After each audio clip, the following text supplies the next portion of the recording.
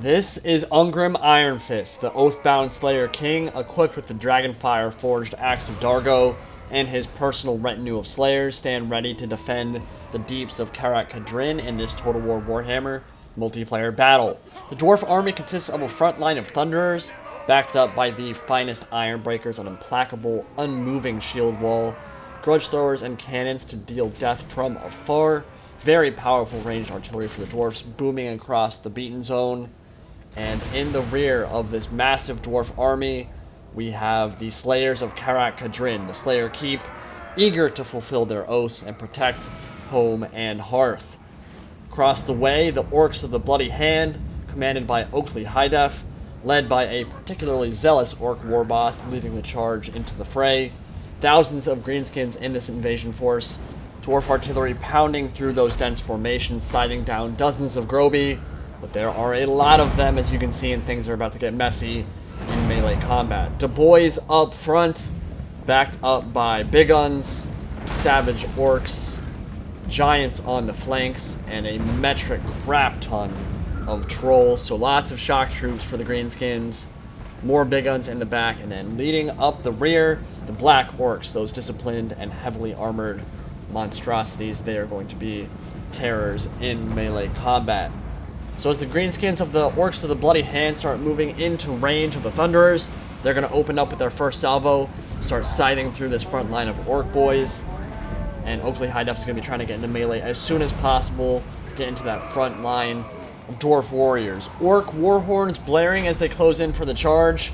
I'm currently targeting the more expensive troops in the back lines, shooting the savage orc big guns right now, but we'll soon shift targets to the Black Orcs. Not worried about the Orc boys in general, but the armor-piercing troops, the Black Orcs, those kind of units can give Dwarfs a lot of trouble in melee. Gonna try to get one more volley off, but I will have to retreat my Thunderers to the safety of the Dawi line. Looks like here we go, getting cast on the Greenskin main line, and now the Ironbreakers will take the first charge from the Greenskin hordes. My cannons continue to fire.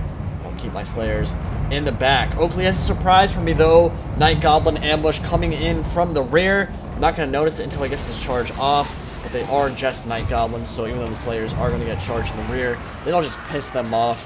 You do not want to piss off a Slayer. They're going to turn around, get their runic axes out, and cut up some greenskins. Those Night Goblins are not going to have a good time, and far away from their Orc Warboss, they are going to rout very quickly because of their crappy morale.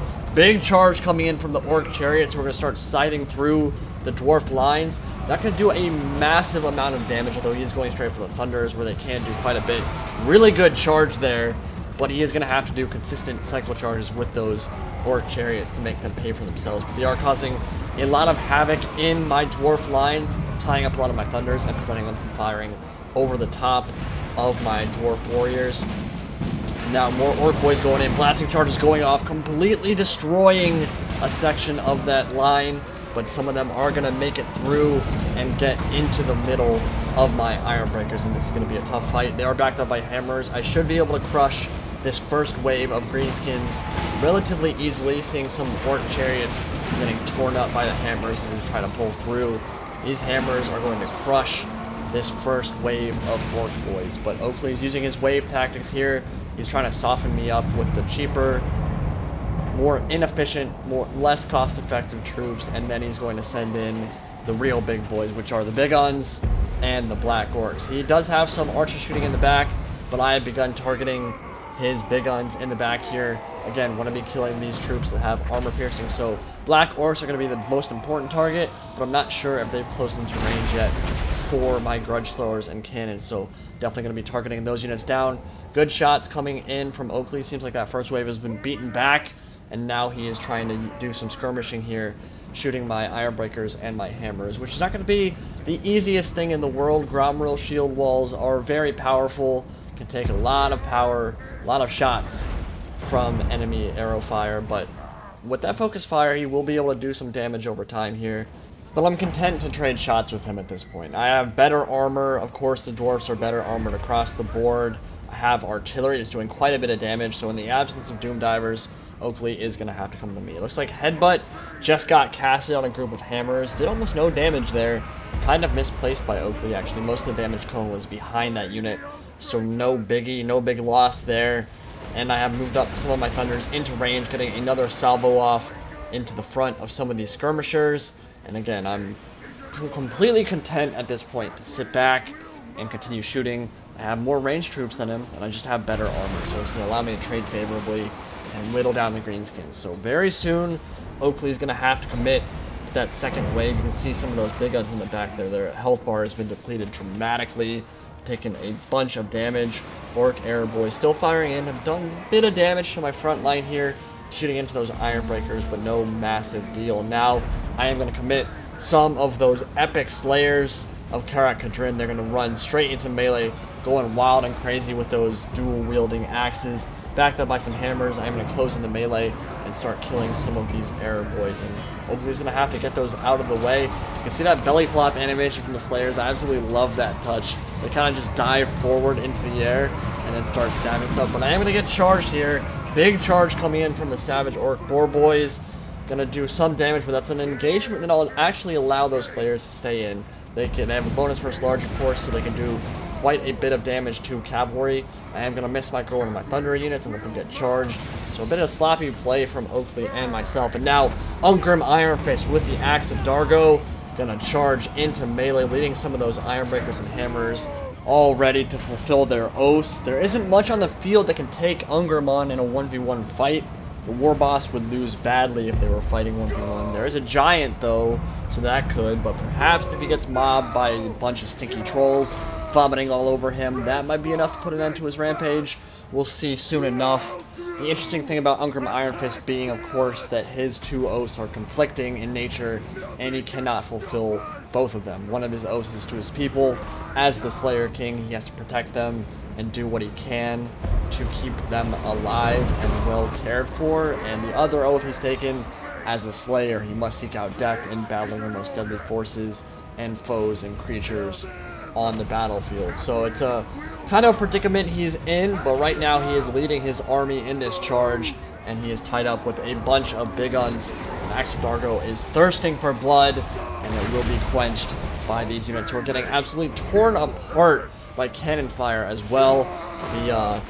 The Dwarf cannon crews are doing a good job keeping their king in the fight. Really good shots coming in from them. Very accurate, as you would expect from the Dwarfs. Now the Trolls, the shock troops for the Greenskins, charging in and going to start bashing on the heads of these hammers, who will not have particularly good time. They are great units, and they are armor piercing. They do not have a bonus versus large, so the Slayers are going to be important to get into that combat if they want to deal with all of these large units. Now the Giants and the Trolls have been committed, and there's big ol' Shelob coming in as well. Arachnarok Spider ridden by a bunch of goblins up top, and the Slayers are going to have none of that.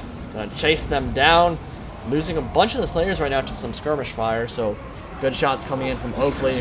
They're going to charge in and start chopping up that Arachnarok Spider into little itty-bitty bits.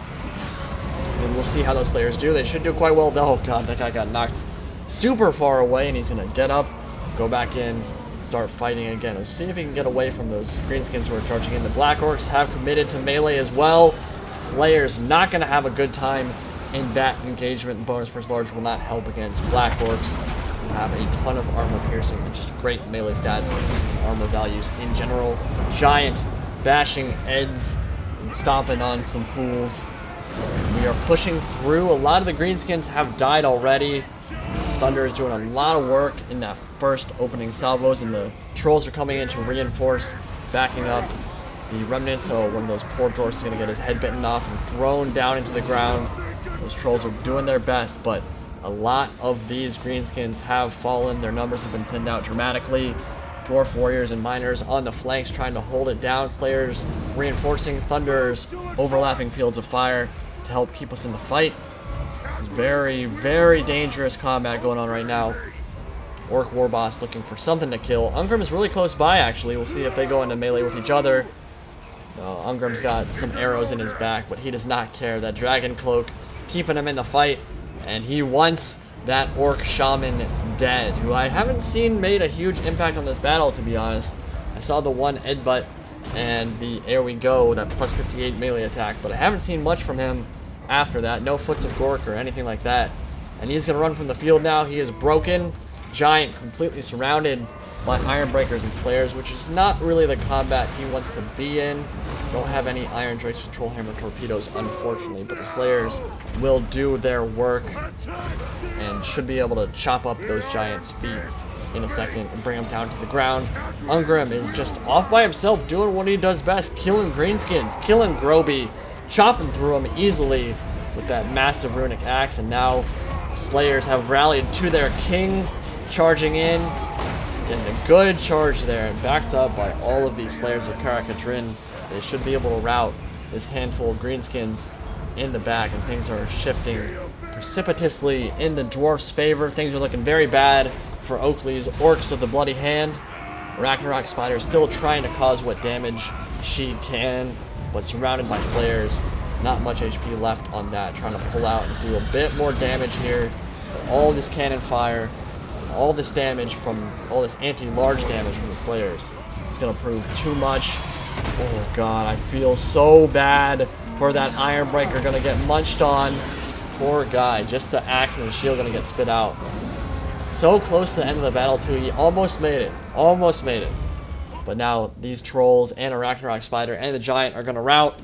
And the Slayers of Karak Kadrin will finally take the field. Now, if you haven't figured it out by now, this was recorded a while ago. It was before the Blood Pack was even released, before patch 1 even hit, actually. You can see that you can't see the kills on these units, even though it is a 40 unit cap battle. But it was very cinematic, and I felt like sharing it. Hope you guys enjoyed it. And this was played on a mod, the All Factions Playable mod. And I'll leave that in the description if you want to play with that. But these were the Slayers of Karak Kadrin. Hope you guys enjoyed. See you all next time.